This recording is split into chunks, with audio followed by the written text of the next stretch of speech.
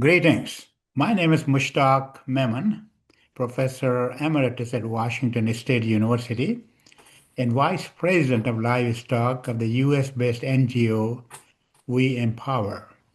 I'm truly delighted to welcome you all to today's conversation. I'm honored to introduce my guest, Noubia Gribi-Hussain, an agriculture economist and the founder of We Empower, a US-based NGO. Before I invite her to share more about her journey, let me briefly introduce myself. I was born and raised in Pakistan, earned my degree in veterinary medicine, completed my PhD at the University of Minnesota, and later a veterinary residency at the University of Illinois at Urbana-Champaign. And now, without further ado, Nubia, welcome. Please tell us more about your background and what led you found We Empower. Hello, Mushtaq. Thank you. It's such a pleasure. Thank you so much for inviting me on your podcast. Well, I was born, as you know well, and raised in Algeria, and hold a master's degree in agriculture economics. For my master thesis, I conducted field research in Côte d'Ivoire for about 16 good months on the cocoa value chain in collaboration with the French Agriculture Research Center for International Development called CIRAD. Shortly after defending my thesis in Algeria on the cocoa value chain, I relocated to Washington, D.C., and that was in 1990, where I pursued another master's degree, and this time in computer information systems with a minor in international marketing. For my second thesis this time, I turned my attention to pastoralism and the dynamics of transboundary cattle movement across the Sahel. I've chosen, on my field research, focus specifically on two great countries very close to my heart, that is Togo and Burkina Faso, where I examined how seasonal migration routes, traditional practices, and economics drivers intersect with national borders.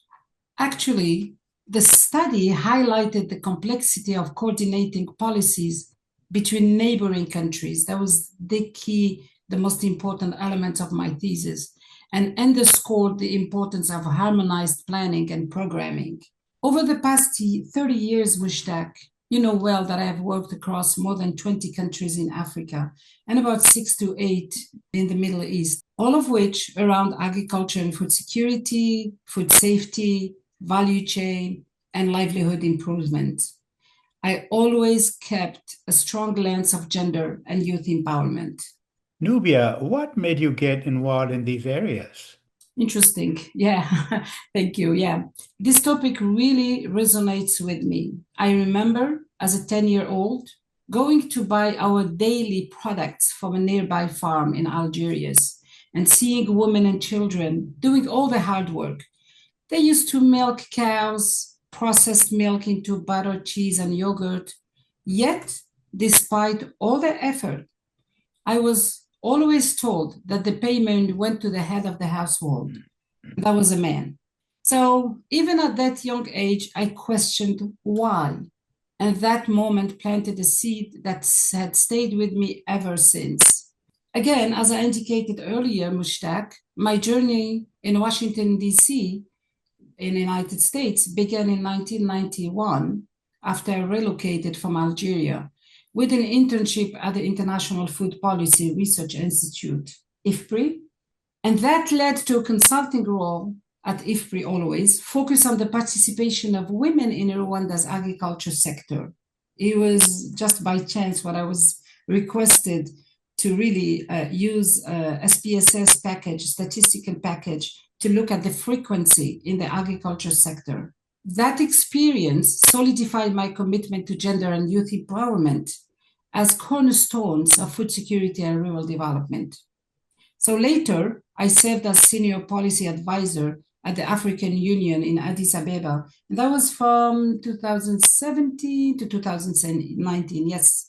So I would do hybrid. I would work from Washington, D.C., but traveled several times to long 2 to 3 months to Ethiopia.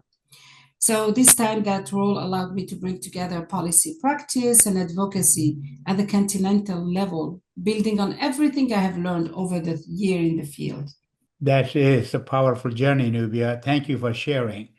I also fondly remember when you first reached out to me, and I think it was 2009, while you were regional director for US funded programs in MENA region.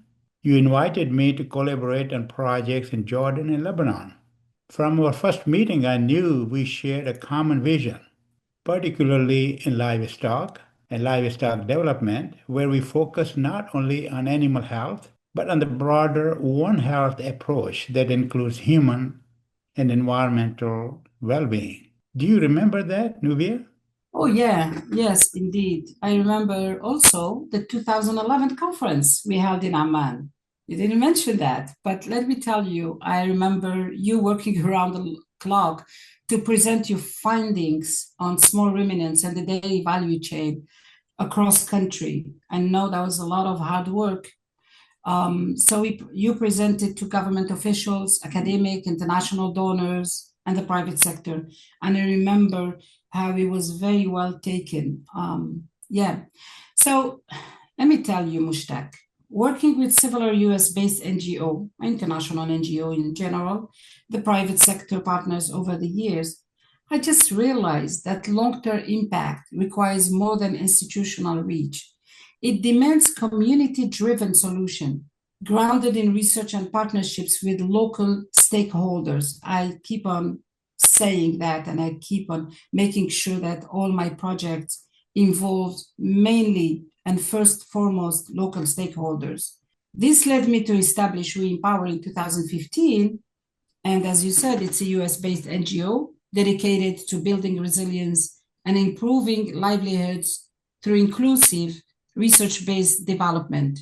And in 2017, naturally, I outreached to you again, Mushtaq, as you were among the first to believe in the vision. Indeed. One of our earliest joint mission was to Mali, where I led a comprehensive 3-day training workshop at the Institute of Artificial Insemination in Bamako, the capital. The workshop brought together veterinarians, technicians, graduate students, and academic faculty.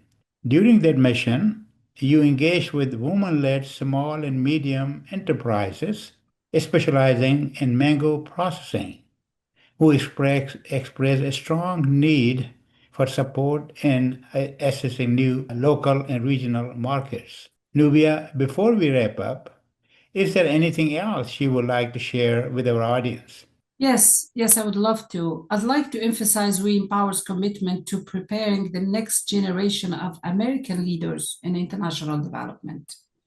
I really think that is crucial.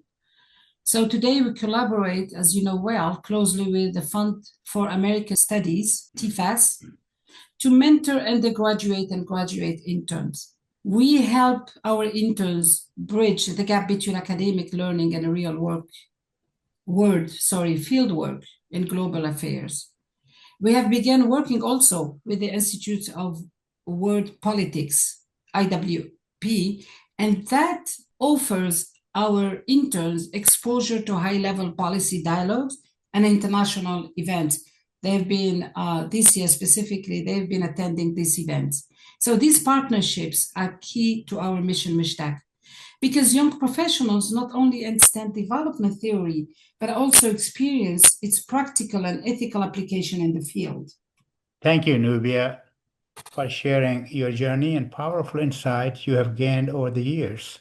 It has been a really pleasure reconnecting and reflecting on the impact of our work together. It's always an honor to work alongside you, Mushtaq. I truly appreciate the opportunity to share our story with your audience. And to our audience, thank you for joining us today. We hope this conversation has offered a meaningful glance into the challenges and opportunities sharing international development and the critical importance of collaboration, research, and community-driven solutions. We also hope it inspires young professionals, students, and partners to stay engaged, ask bold questions, and be part of building a more inclusive and resilient future, locally and globally. Nubia, since we mentioned Mali earlier, let us discuss that next time, as it was our first assignment at We Empower. What do you say? Oh, I say with pleasure, Mushtaq. Until next time, stay well, stay curious, and thank you again for being with us.